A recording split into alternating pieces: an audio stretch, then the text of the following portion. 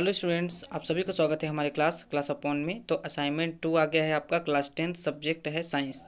तो देखिए यहाँ पे आपके पहले क्वेश्चन क्या है। आधुनिक आवर्त सारणी में समूह के ऊपर से नीचे जाने पर तथा आवर्त सारणी में बाएं से दाएं जाने पर निम्नलिखित गुणों में किस प्रकार परिवर्तन होता है। ठीक है, आवर्त सारणी वाले चैप्टर से पूछा गया है। देखिए यहाँ पे आयनन विभव, संयोजकता, परमाणु आकार और विद्युत ऋणता, इन चारों पॉइंट्स पे हमको बताना है। तो देखिए आधुनिक आवर्त सारणी में समूह के ऊपर से नीचे और बाएं से दाएं जाने पर निम्नलिखित परिवर्तन होता है। पहले बात करते हैं हम आयनन विभव का।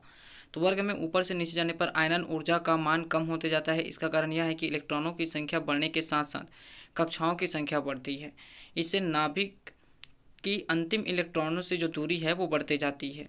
नाभिक जो है क्या करता है, इलेक्ट्रॉनों को इंटरमॉलिक्यूलर फोर्स से बांध के रखता है। ठीक है, तो वो दूरी बढ़ने के साथ साथ जो आकर्षण बल होता है एक, ठीक है, वो कम होते जाता है, जिससे आयनन विभव का जो मान है वो कम होते जाता है, जिसके कारण बाहरी कोश में इलेक्ट्रॉन निकालने के लिए कम ऊर्जा की आवश्यकता होती है। अतः बाएं से दाएं ओर जाने पर प्रायः आयनन ऊर्जा का मान, साथ ही साथ देखिए आवर्त में बाएं से दाएं जाने पर आवर्त ऊर्जा का मान बढ़ते जाता है। इसका मुख्य कारण यह है कि कक्षकों की संख्या में कोई परिवर्तन नहीं आता, लेकिन परमाणुओं की संख्या बढ़ती जाती है, जिससे नाभिकीय आवेश में वृद्धि होता है।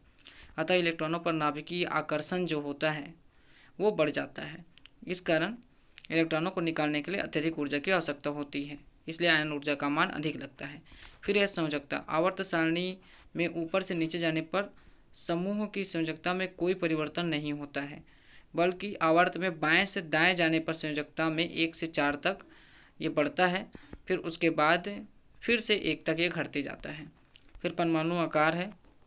ऊपर से नीचे जाने पर परमाणु का आकार बढ़ता है। यही कारण है कि नीचे जाने पर एक नया कोष जो है कक्षक उस पर जुड़ते जाता है, और इससे नाभिक के चारों ओर बाहरी कोष के बीच की जो दूरी है वो बढ़ जाती है। लेकिन आवर्त सारणी में बाएं से दाएं जाने पर परमाणु त्रिज्या बढ़ती है। नाभिक में आवेश बढ़ने के साथ साथ इलेक्ट्रॉनों को ज़्यादा आकर्षित करता है, जिससे ये जो परमाणु का जो आकार है वो धीरे धीरे घटने लगता है। फिर विद्युत ऋणता। किसी वर्ग में ऊपर से नीचे जाने पर विद्युत ऋणता कम होती है और बाएं से दाएं जाने पर बढ़ती है। नोट कीजिएगा पूरे यहाँ तक। फिर क्वेश्चन नंबर 2 है, सौर कुकर के उपयोग के लिए अवतल, समतल, उत्तल में से किस प्रकार के दर्पण अत्यधिक उपयुक्त है और क्यों। तो सौर कुकर या सोलर कुकर भी बोल सकते हो आप, के उपयोग के लिए अवतल दर्पण, समतल, उत्तल में से अवतल दर्पण सबसे अधिक उपयुक्त है, क्योंकि अवतल दर्पण में प्रकाश की किरणें परावर्तन के पश्चात फोकस बिंदु पर केंद्रित हो जाती है, जिससे फोकस बिंदु का ताप लगभग 180 डिग्री से 200 तक बढ़ जाता है और खाना जल्दी पक जाता है। फिर देखिए सौर पैनल के उपयोग, तो ये आपके लिए छोड़ा दिया है मैंने, 2 उपयोग अपने से सोच के लिखिएगा। ठीक है, फिर इसके बाद है क्वेश्चन नंबर 3, मेंडलीव के आवर्त सारणी की कोई 4 उपलब्धियाँ। तो पहला, तत्वों की अध्ययन में सहायक। आवर्त सारणी के प्रत्येक आवर्त में तत्वों के गुणों में क्रमिक परिवर्तन होता है तथा वर्ग के तत्वों के गुणों में समानता पाई जाती है। अतः किसी एक वर्ग के एक तत्व के गुणों की जानकारी होने पर अन्य तत्वों के गुण जो है वो प्राप्त हो जाते हैं। फिर है नए तत्वों की खोज में सहायक। मेंडलीव की आवर्त सारणी में कुछ स्थान रिक्त छोड़ दिए थे। ठीक है, उन्होंने कुछ ऐसे तत्व का अनुमान लगाया था जो उस समय ज्ञात नहीं था।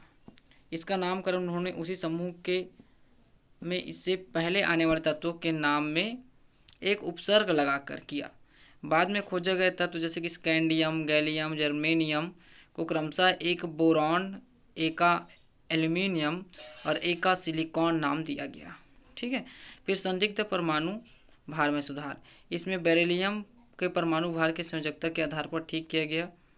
इसे त्रिसंयोजक नाम मानकर द्विसंयोजक माना। उसका स्थान लिथियम बोरॉन के बीच रखा और इरिडियम, यूरेनियम आदि में भी इसी तरह का सुधार किया गया। फिर अक्रिय गैसों को अलग से स्थान दिया गया। तो मेंडलीव के समय अक्रिय गैसों की खोज नहीं हुई थी, इसलिए उन्होंने इनके लिए सारणी में कोई खास स्थान तो नहीं दिया है। जब इन गैसों की खोज हुई तो इन तत्वों को एक अलग समूह बनाकर आवर्त सारणी में 9वां स्तंभ और समूह 18 के जो तत्व हैं, नोबल गैस भी कहते हैं, ठीक है, शून्य समूह के रूप में वैज्ञानिक रैमसे द्वारा इसको जोड़ा गया। अनुवांशिकी के जनक कौन थे। तो अनुवांशिकी के जनक थे ग्रेगर जॉन मेंडल। और यहाँ पे देखिए मनुष्य में लिंग निर्धारण की प्रक्रिया का केवल आरेख चित्र बनाइए। तो देखिए इस तरीके से ये आरेख चित्र है। ये आप बना लीजिएगा अच्छे से। फिर इसके बाद है गाय की एक प्रजाति जेब्रा गर्मी में रहने के लिए अनुकूलित और एक और प्रजाति साहीवाल साल भर में लगभग 20,000 लीटर दूध देती है। अंगूस नामक एक अन्य प्रजाति का शरीर सुदृढ़। छत्तीसगढ़ में किसी गाय से ज़्यादा दूध प्राप्त करना हो तो उनमें किन किन गायों के संकरण करना होगा।